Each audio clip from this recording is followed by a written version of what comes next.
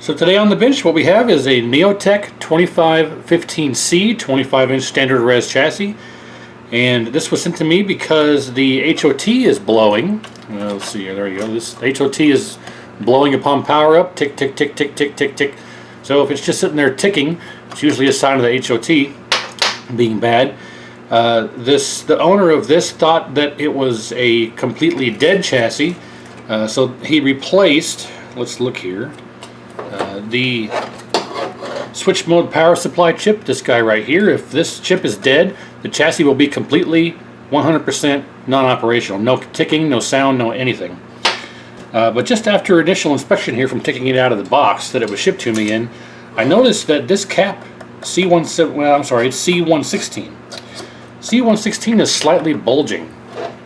So a cap kit and flyback have already been done on this, and we'll show that in a minute. But if you look here at this, at C17 or C116, I'm sorry, I don't know if you can tell, but it's very slightly bulging. When you feel this one, it feels flat.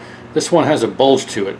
So this cap here is ever so slightly bulging compared to the other one. It's hard to see, but you can kind of tell there.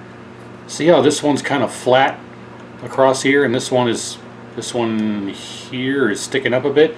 It's very slightly bulging. Now it's not in backwards, but it's a good indication something's wrong in the power circuit, and that's causing an HOT to go bad. So you can see here the negative is right here, and it goes right here onto the ground plane. It's all one big ground plane. So it's not in backwards from what I can tell. I'll have to look and verify that, but if this was in backwards, it would go kapoof in a very quick fashion if it was, and it would get very hot. So it's possible that we can just replace this cap and maybe it will be good. I don't know, but we have to go through and make sure everything else is good. I will note here that a lot of the work that was done could have been better. The flyback was replaced, and a lot of, the pads missing. Not that it matters or does anything. I think this is a dead contact, but this pad here is lifted. This half of this pad's missing. This one isn't even soldered all the way. Not that it would matter, at least as long as it's soldered. This half of this pad's missing. So we'll have to pull the flyback and fix all this. Then there's also, things like this. The HOT legs didn't get cut off. They're still nice and long there, so I don't even know if... no, they didn't touch the bottom of the tube, or bottom of the frame, tube frame, so that seems to be okay, even though they weren't cut off. What else here? Let's zoom back out. Okay, so you can see here that this cap isn't really even soldered in. Oop.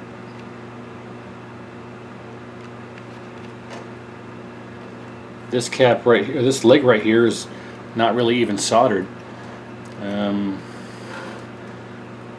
I don't even know if you can tell. It's soldered, but it's being held on by like a hope and a prayer right here on the edge. It's just barely being held on by the hope and a prayer. The other side here you can actually see that there's no solder on it. So that's one problem. Of course, we have the cap that we suspect here as being bad, C116. Let's look around here again. This here is kind of all jacked up. So it's going to need a lot of work, a lot of rework. The pad here for the HOT is kind of lifted and broken. So we'll have to fix that. I mean, there's a lot of issues here that I'll have to go through and check and fix and all that stuff before we can even begin to try and power it on. So I'll do all that off camera and see what is going on here. I'm just looking right here at this, whatever that is lifted up there. So I'm gonna have to go through and check every trace that was messed with the caps. I'll have to go through and reflow and rework and fix all the pads and check all the traces and make sure there's no lifted pads, make sure everything is good to go. Take the flyback back out, fix the pads, put the flyback back in. Just a lot of rework this is going to take to get this fixed. But the main problem I notice is that the fuse holder is broken. The fuse is sitting in here like this, not secure. It's just sitting in there cockeyed. Let me show you here. You can look at that. It's not even. I don't even know how this even powered on. This arm is completely broken, and this one here is like a yo-yo. It's just about ready to break off. You know, as a matter of fact, I might as well just break it off. But so I'll have to steal a good fuse holder from another donor chassis, which I can use one from, I think, a 7400 or 7500 U2000, U5000. I've got a couple of those laying around. We can steal the fuse holder, so we'll have to get that done first, and then I'll go through and check all of the traces and I'll get this fixed and to a point where we can test and turn it on. So let me let's look at the neck board here. Actually, I think the neck board had some issues as well.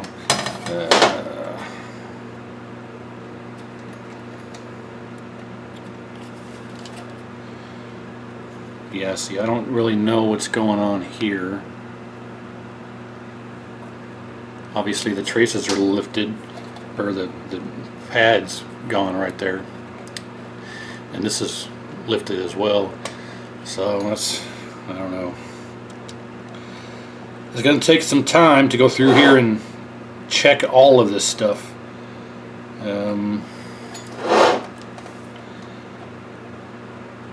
This over here looks very suspicious right there.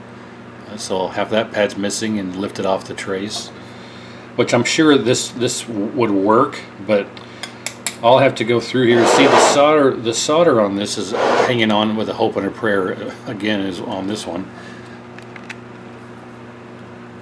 right there. Well, yeah, what I'll do is I'll go through and do all the rework and get this up to snuff to a point where we can do some testing and see what we get. It is disconcerting that this cap is slightly bulging. I have a cap that I can put in there and replace, but we'll have to do some testing to make sure that there's nothing else that caused this, because it's absolutely 100% bulging slightly. Just I can tell from my finger. Alright, so let me cut away here. I'll get all the rework done, all the reflow, all the repairs, and then we'll go through and do all of our testing. So stand by for one moment. Well, it's actually the next day here, the next morning more specifically. I spent a couple of hours doing all the rework that needed done to this, and then I got sidetracked, had to do other stuff, but I'm back on this. It's the next day, and like I say, I got all of the pads repaired, all of the traces fixed, all the solder rework complete, using the trusty fiberglass pin to remove the component, scrape away the trace, put the component back in, and bend the leg over and solder directly to the trace instead of letting it have the lifted trace when you move the component. And I'll show you all that in a minute. So all of that rework is now complete. Took a few hours, and after I did that, I went through and did the inspection on all of the components. I checked every diode, every resistor, everything that would cause an HOT to blow, and I didn't find anything, but I went with regards to that. But I did find something that was very interesting and likely was the cause of the problem the entire time. And I'll get to that here in a moment. But first, I did replace the fuse holder. I grabbed a fuse holder out of a spare parts K7500. You can see here, Wills Gardner 27-75. I robbed the fuse holder from this one, put it right in here, worked just great. And I noticed that the fuse was overrated. Somebody had put a 5 amp fuse in here. You see here F4A, 4 amp. Someone had a 5 amp fuse, so that had to go. And I put the 3.5 amp, I think it was, out of the 7500 in here. So 3.5 amps in here now, which should be just fine.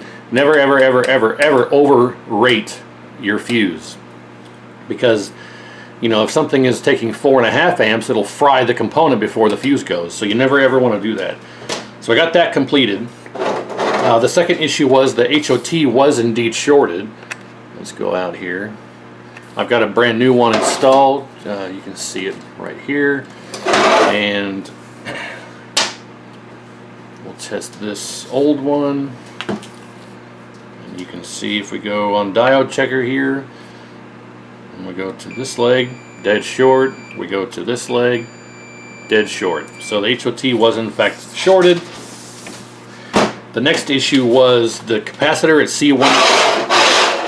C116, I got a brand new one in there, 160 volt 100, and the original one was definitely, I don't know if it was bad, but it was definitely not good, because I've actually got a cap that I pulled off of the audio circuit from a Rampage World Tour because it's damaged and I don't think it was good.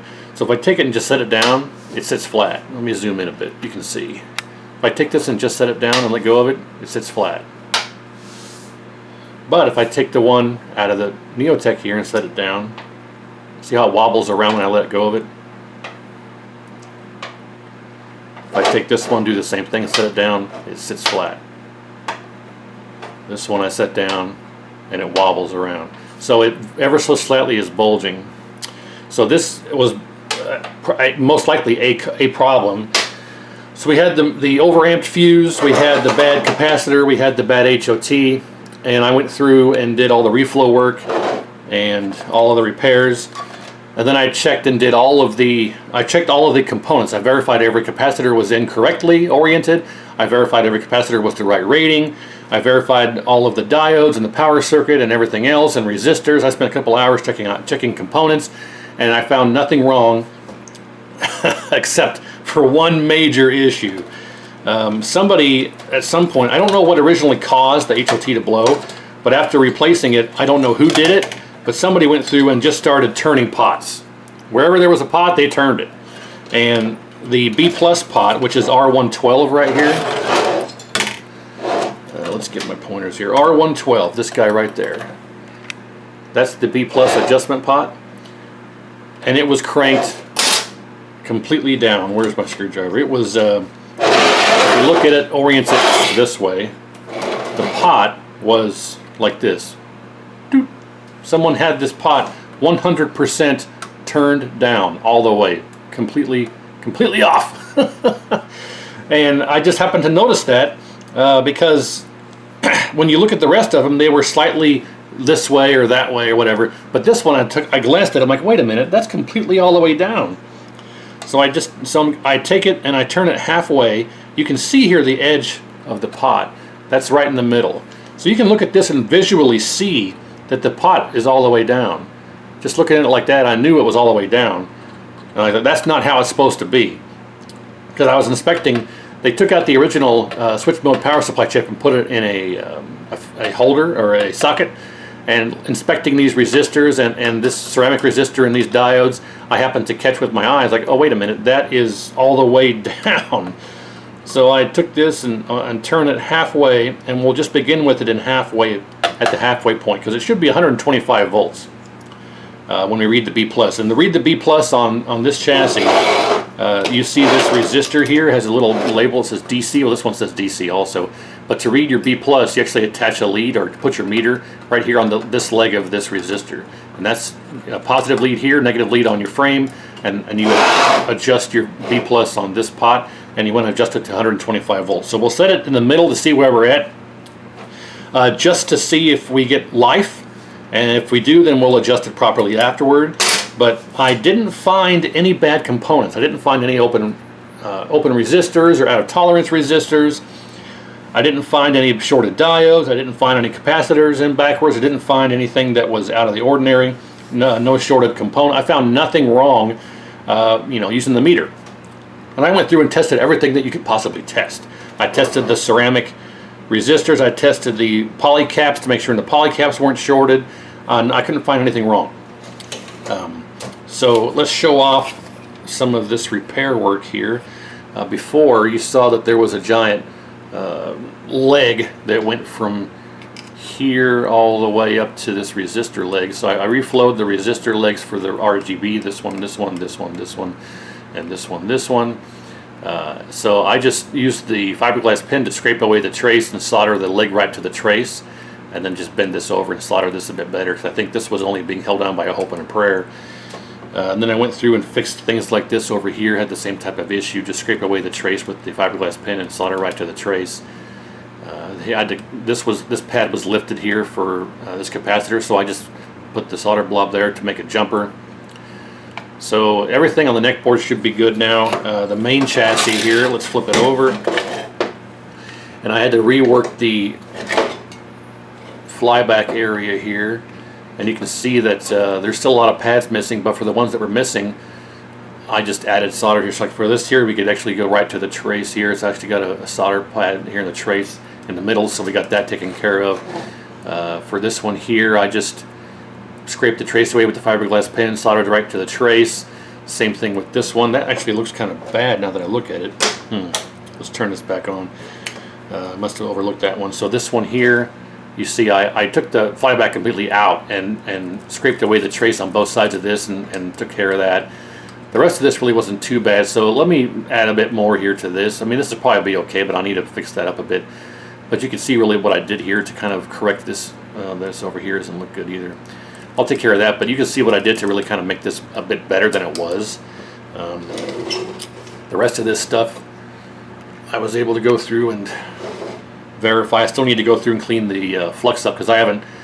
That's the very last thing I do is go through and clean it because I don't even know if I'm still done working on it. There still could be issues. I have no idea if I'm done working, but for the HOT, I kind of made it. I tried to make it be as best as I could, or get it to look as good as I could. It's not great because of the situation I had prior, but you can see here that this is kind of foobarred, but it still should be okay for what it is. This here I just bent the leg over and soldered right to the trace. This here is all one big connective pad, so I just soldered to there and it should be okay. Ideally I should have scraped away the solder mask here and soldered right to the trace like I did with everything else, but this should be okay the way that it is. But if we test this here, you can see that this one's not shorted anymore. Okay, we'll go negative center and leg number. Here's, sorry, upside down. There's my center. If I go to this leg, there's our point. Well, I just say 0.5. I round it to 0.5, 0.415 and 0.415. So we're no longer shorted. So that's good.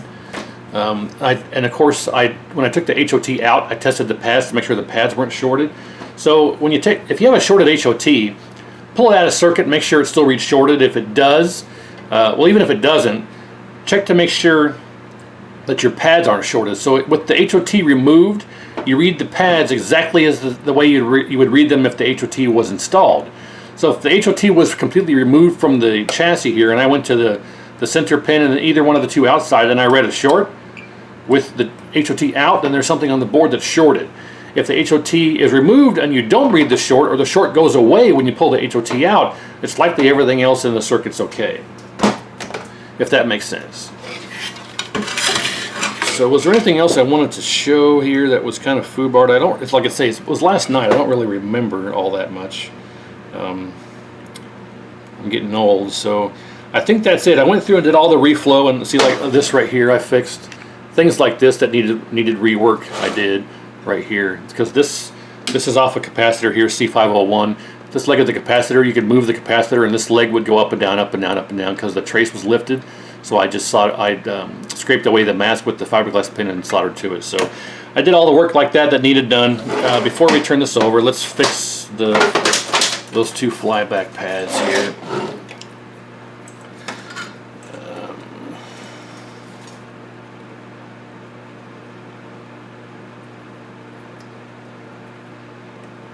That's better. Okay.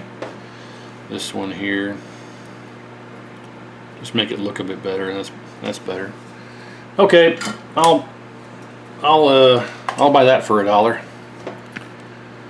So everything is done now, and I want to get to a major mistake that I had made. I don't know why I thought this. I was talking with somebody after I had received this about working on a Neotec 2515C. The 2515C is identical to this chassis, except that's the standard resolution version of this. And I say version of this because this is not a 2515C. This is a 2501. If we look on the side of the chassis, it says right here, model 2501. And the 2501 is a medium resolution. And I went back and looked at the messages that the owner had sent to me regarding repairing this, and sure enough, it was 2501. I don't know why. For some reason, I was thinking this is a 2515C, but I was incorrect. This is a 2501. The problem now is that the reason I discovered this is because all of my flipping around and looking at stuff, I happened to notice that this sticker was on the side. I'm like, wait a minute, 2501?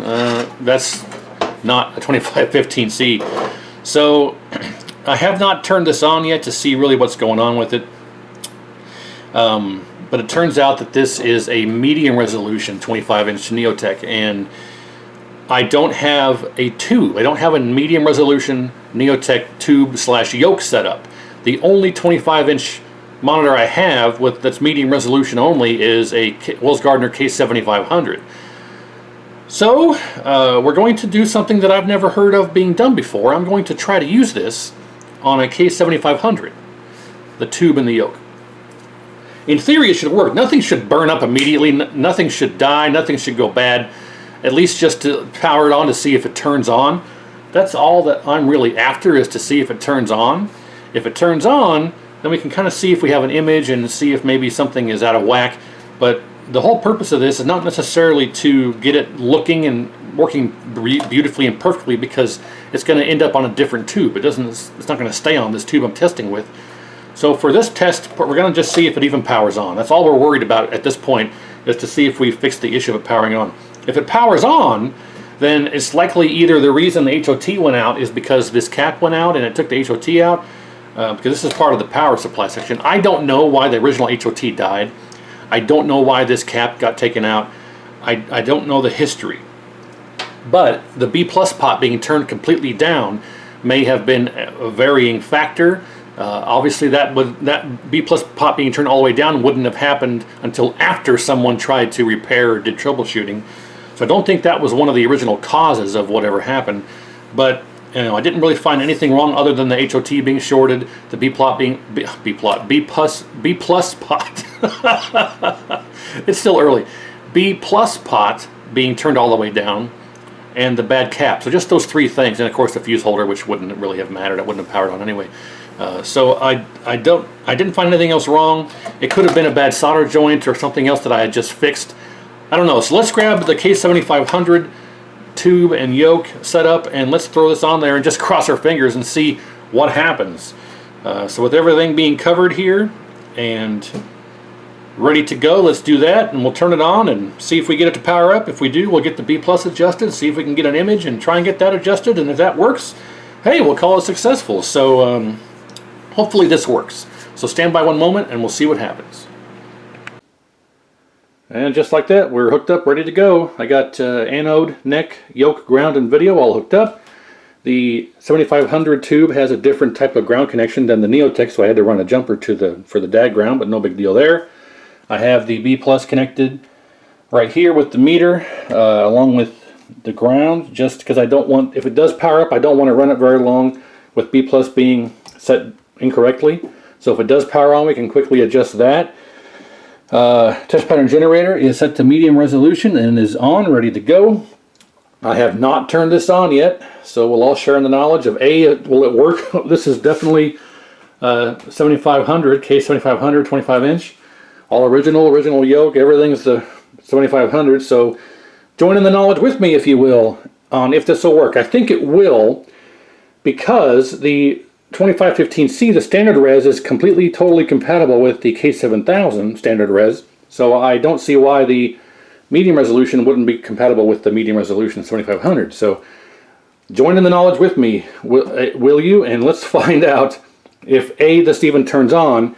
If it does, B, does it work with this tube? So let me actually, I'm going to kill this light real quick so we don't get too much reflection. And yeah, let me grab, I got my screwdriver here at the ready. So this is a brand new flyback, and obviously it hasn't worked since the flyback was replaced. So I doubt that we'll get a decent image.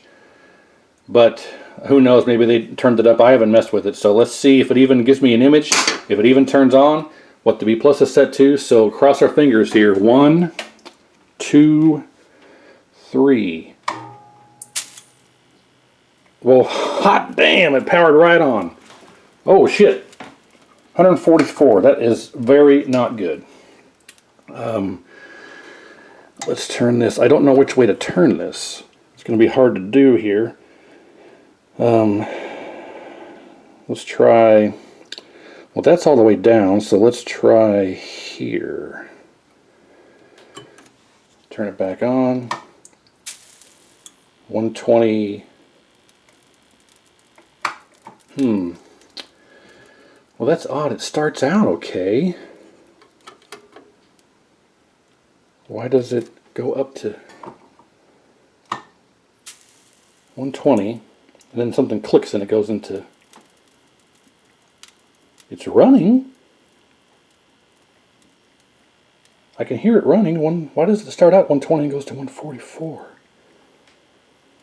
Do we have a picture? No. Is it because of the flyback? Let's turn it up a bit.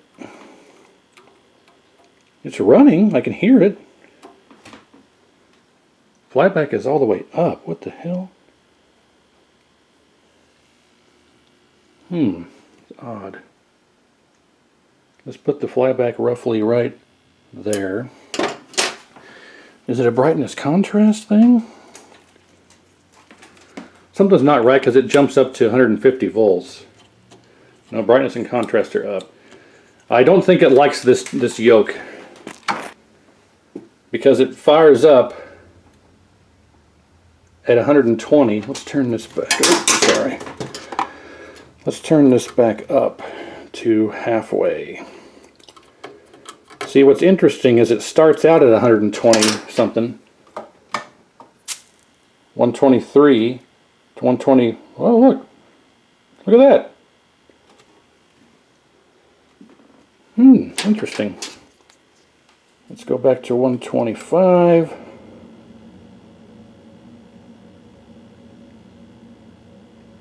Close enough. Hey, the flyback was cranked all the way up. And that was probably causing it to go into high voltage. I don't know. High voltage shutdown maybe? I can't say. We still have no image. If we turn the flyback up, what happens?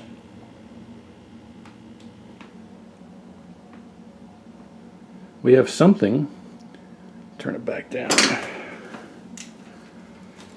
Brightness contrast.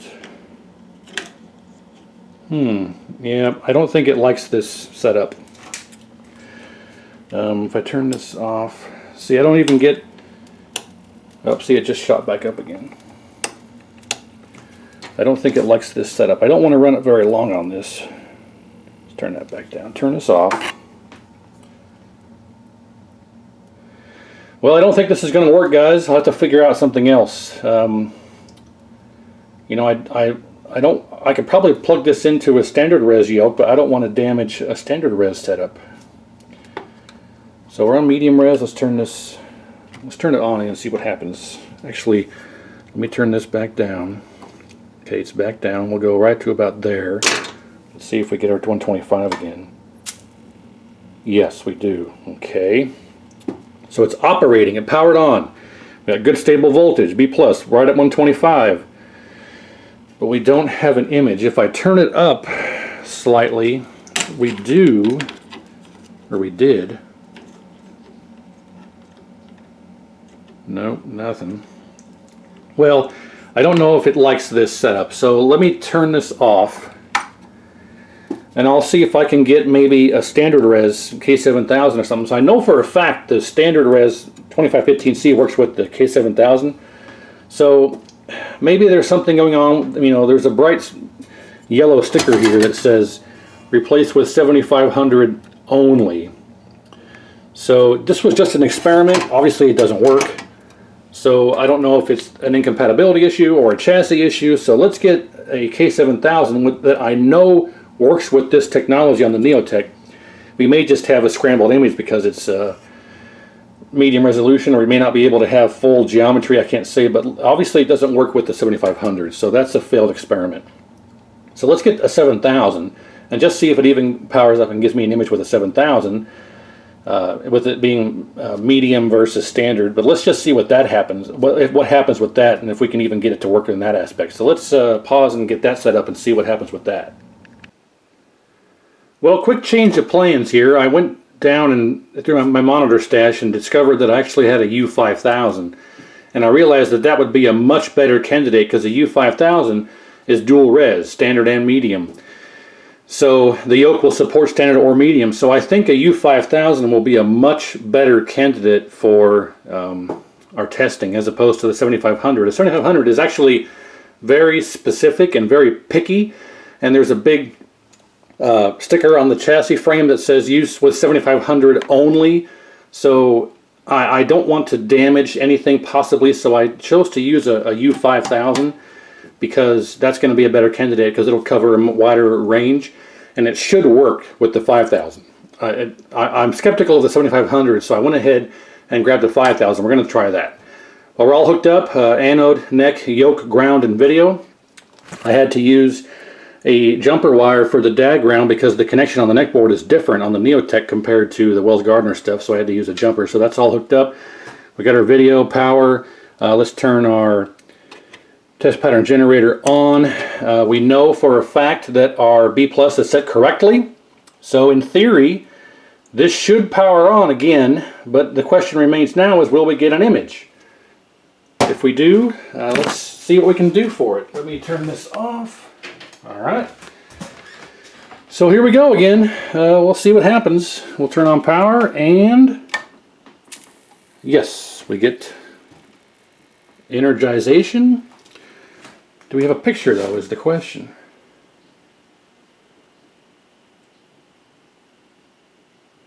We do. Well, hot dog. Let's zoom out a bit. It's not filled out, and it's also, we had a focus not unexpected with being a new flyback. Let's adjust that. Oh, focus control doesn't work. That is odd. That is very odd. I got no focus control. I'm turning it, and it's making a noise when I go all one way or the other. I got no focus control. That's very odd. I have RGB. There's my RGB, but I can't fill the screen. It's got black bars. That may be a yoke issue, I don't know. And I have no focus. That is odd. Wiggle this around a bit. Nothing. So we'll have to further troubleshoot as to why we don't have any focus. Did we lose our focus wire? Our focus wire is missing. Our focus wire fell out somewhere. Hang on one second. Let me see if I can figure this out. Yep, there it is. Sitting right there. Obviously, whoever replaced this flyback didn't solder it in very well, and all of my moving the chassis around and up and down and flipping over and hooking up and unhooking, it must have came right out. So let me get that soldered back in real quick, and then we'll try again. Alright, focus wire soldered back in successfully. We're all hooked back up. Let's see what happens now.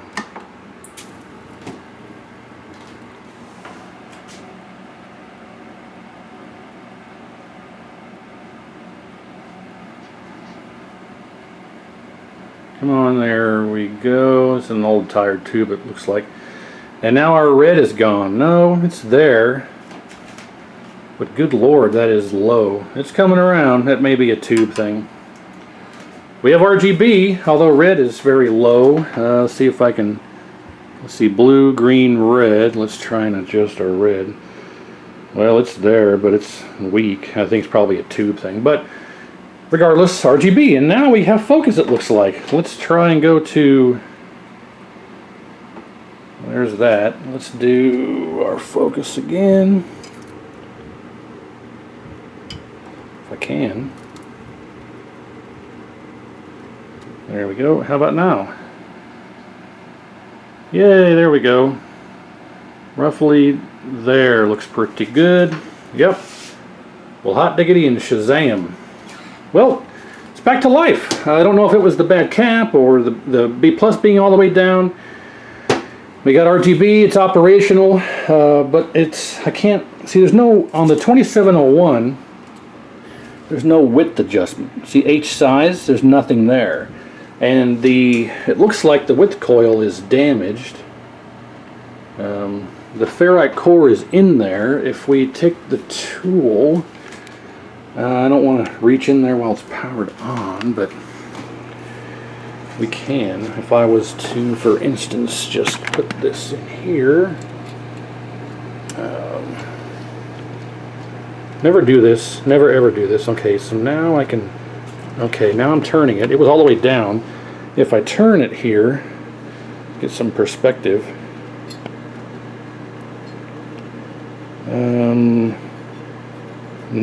Well, now it's shrinking.